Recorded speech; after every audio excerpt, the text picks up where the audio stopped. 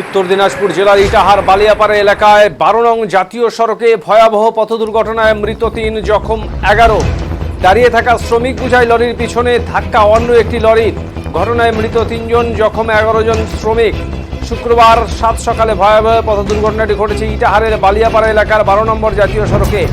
মৃতদের নাম ছেপো বর্মন, তার বয়স 45 বছর, অলোকা বর্মন বয়স 46, তপ মার্ডি তার বয়স 37। মৃত প্রথম 2 শ্রমিকের বাড়ি সাদাপুর এবং তৃতীয় জনের বাড়ি ধরন্ডা এলাকায়। জানা গিয়েছে এদিন সকালে দিনমজুরের কাজ করতে ইটাহার, সাদাপুর ও ধরন্ডা এলাকা থেকে বালিয়াপাড়া গিয়েছিলেন বেশ কিছু শ্রমিক। সেখানে লরির ধাক্কায় এই দুর্ঘটনা ঘটে।